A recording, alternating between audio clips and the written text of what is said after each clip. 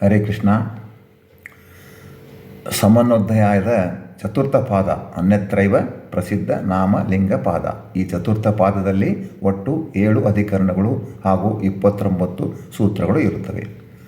ಶ್ರುತಿಲಿಂಗಾದಿಭಿಃ ಅನ್ಯತ್ರೈವ ಪ್ರಸಿದ್ಧಾನಾಮಪಿ ಶಬ್ದಾನಾಂ ಸಾಮಸ್ತೇನ ವಿಶೇಷ ಹೇತುಭಿಃ ವಿಷ್ಣಾವೇವ ಪ್ರವೃತ್ತಿಂ ದರ್ಶಯತಿ ಅಸ್ಮಿನ್ ಪಾದೇ. ಈ ಪಾದದಲ್ಲಿ ವೇದಾದಿಗಳಲ್ಲಿಯೂ ಲೋಕವ್ಯವಹಾರದಲ್ಲಿಯೂ ಈಶಭಿನ್ನ ಪ್ರಪಂಚದಲ್ಲಿ ಅನ್ಯತ್ರೈವ ಈಶನನ್ನು ಬಿಟ್ಟು ಬೇರೆ ಪ್ರಸಿದ್ಧಗಳಾದಂತಹ ಸ್ವರ, ವರ್ಣ, ಪದ, ರೂಪಗಳು, ಲಿಂಗಾತ್ಮಕವಾದ ಸಮಸ್ತ ಶಬ್ದಗಳ ವಿಶೇಷ ಕಾರಣಗಳಿಂದ ವಿಷ್ಣುವೇ ಮುಖ್ಯ ವಾಚನೆಂದು ಸಮನ್ವಯ ಮಾಡುವರು.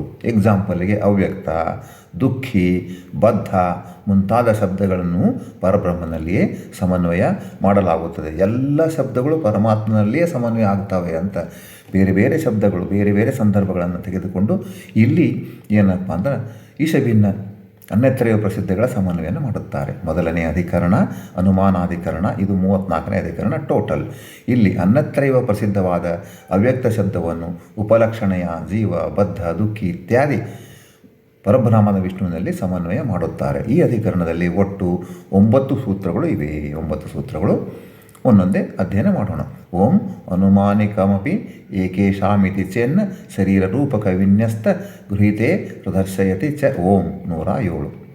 ಏಕೇಶಾಂ ಕಾಟಕಾದಿ ಕೆಲ ಶಾಖೆಗಳ ಅಪಾತತಃ ತೋರುವಿಕೆಯಿಂದಲೂ ಹಾಗೂ ಅನುಮಾನಿಕಮಪಿ ಸಾಂಖ್ಯಾದಿಗಳ ಅನುಮಾನಾದಿಗಳಿಂದಲೂ ಪರಿಕಲ್ಪಿತವಾದ ಪ್ರಧಾನ ಅಂದರೆ ಜಡ ಪ್ರಕೃತಿಯು, ಆಮೇಲೆ ಅವ್ಯಕ್ತ ತತ್ವವು, ಜೀವರುಗಳು ಅವ್ಯಕ್ತ ಶಬ್ದ ವಾಚ್ಯರು ಅಂತ ಹೇಳ್ಬೋದು. ಏನಪ್ಪ ಅಂದರೆ ಸಂಖ್ಯಾದಿಗಳು ಹೇಳ್ತಕ್ಕಂಥ ಜಡ ಪ್ರಕೃತಿ, ಅವ್ಯಕ್ತ ತತ್ವ, ಜೀವಿಗಳು ಕೂಡ ಅವ್ಯಕ್ತರೇ ಅವರು, ಅವರೇ ಅವ್ಯಕ್ತ ಶಬ್ದ ವಾಚ್ಯರು ಅಂತ ಹೇಳುವುದು. ಆದರೂ ಇತಿ ಚೇತ್ ಹೇಳ್ತಕ್ಕಂಥದ್ದು ನ ಯುಕ್ತವಲ್ಲ, ಪ್ರಾಮಾಣಿಕವಲ್ಲ.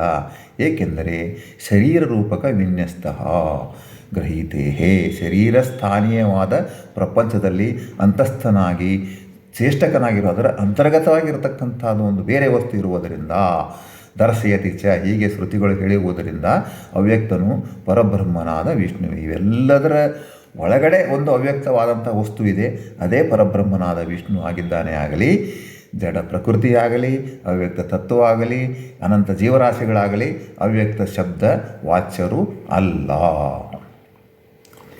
ಕಾಟಕಾದಿ ಕೆಲ ಶಾಖೆಗಳ ಅಪಾತತಃ ತೋರುವಿಕೆಯಿಂದಲೂ ಹಾಗೂ ಸಂಖ್ಯಾದಿಗಳ ಅನುಮಾನಾದಿಗಳಿಂದಲೂ ಪರಿಕಲ್ಪಿತವಾದ ಪ್ರಧಾನ ಜಡ ಪ್ರಕೃತಿ, ಅವ್ಯಕ್ತ ತತ್ವ, ಜೀವರುಗಳು ಅವ್ಯಕ್ತ ಶಬ್ದವಾಚ್ಯರು ಎಂದು ಹೇಳುವುದು ಯುಕ್ತವಲ್ಲ.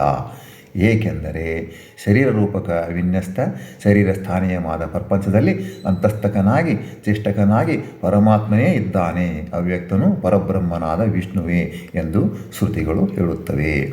ತತ್ತು ಸಮನ್ವಯಾತ್ ಇತಿ ಸರ್ವಶಬ್ದಾನಾಂ ಪರಮೇಶ್ವರೇ ಸಮನ್ವಯ ಉಕ್ತಃ ತನ್ನ ಯುಜ್ಯತೆ ಯತಃ ಅವ್ಯಕ್ತಾತ್ ಪುರುಷಃ ಪರಮಃ ಕಠ 111 ಇತಿ ಸಂಖ್ಯಾನಮಾನ ಪರಿಕಲ್ಪಿತಂ ಪ್ರಧಾನಮಪ್ಯೇ ಕೇಶಾಂ ಶಾಖಿನಾಮುಚ್ಯತ ಇತಿ ಚೇತನ.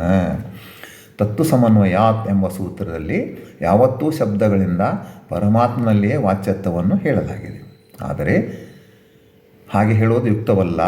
ಏಕೆಂದರೆ ಕಾಟಕ ಶ್ರುತಿಯಲ್ಲಿ 111ನಲ್ಲಿ ಪ್ರಧಾನವೆಂಬ ಅವ್ಯಕ್ತ ದೆಸೆಯಿಂದ ಪುರುಷನು ಹುಟ್ಟಿದನೆಂದು ಹೇಳಲಾಗಿದೆ.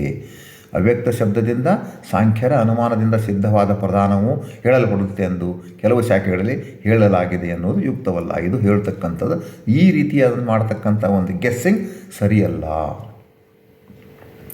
ತಸ್ಸೈವ ಪಾರತಂತ್ರ ಶರೀರ ರೂಪಕ್ಕೆ ಅವ್ಯಕ್ತೆ ವಿನ್ಯಸ್ತಸ್ಯ ಪರಮಾತ್ಮನ ಏವ ಅವ್ಯಕ್ತ ಶಬ್ದೇನ ಗೃಹೀತಿ ಕಪ್ರತ್ಯಹ ಕುತ್ಸನೆ ಪರಮಾತ್ಮನ ಏವಾವ್ಯಕ್ತ ಶಬ್ದ ತತ್ತಂ ತ್ರತ್ವೇನ ತಚ್ಚರೀರ ಉಪತ್ವಾತ್ ಇತರಸ್ಯಾಪಿ ಅವ್ಯಕ್ತ ಶಬ್ದ.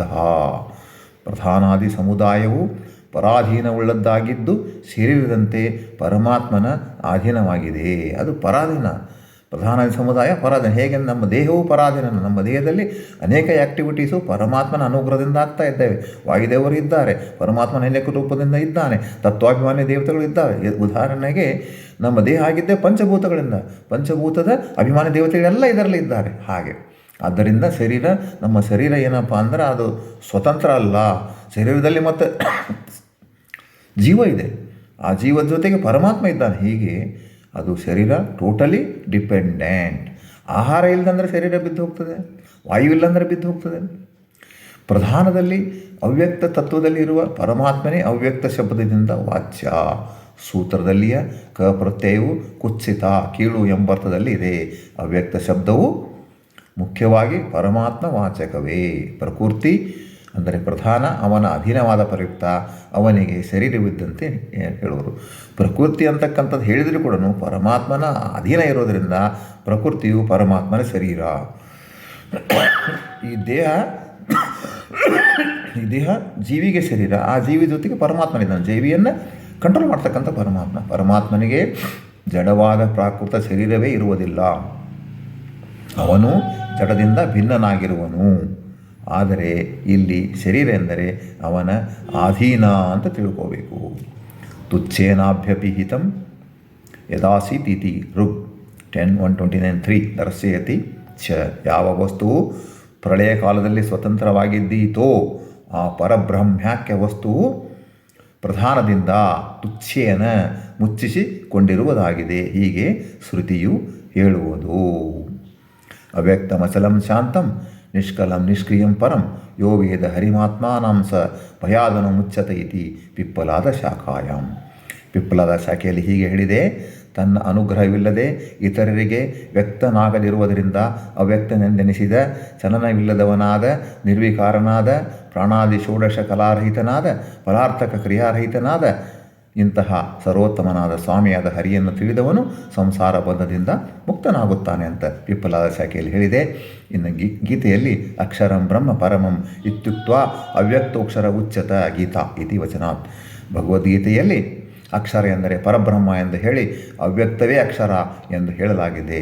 ಆದ್ದರಿಂದ ಅವ್ಯಕ್ತ ಶಬ್ದವಾಚನ ಪರಮಾತ್ಮನೇ, ಪ್ರಕೃತಿ ಪ್ರಧಾನ ಅಲ್ಲ. ಮುಂದಿನ 108ನೇ ಸೂತ್ರ ಓಂ ಸೂಕ್ಷ್ಮಂತು ತದರ್ಹತ್ವಾತ್ ಓಂ. ವಿಲ್ ಕಂಟಿನ್ಯೂ ದಿಸ್ ಸೂತ್ರ ಇನ್ ನೆಕ್ಸ್ಟ್ ಕ್ಲಾಸ್. ಈ ಸೂತ್ರವನ್ನು ನಾವು ಮುಂದಿನ ಕ್ಲಾಸ್ನಲ್ಲಿ ತಿಳಿದುಕೊಳ್ಳೋಣ. ಹರೇ ಶ್ರೀನಿವಾಸ, ಹರೇ ಕೃಷ್ಣ.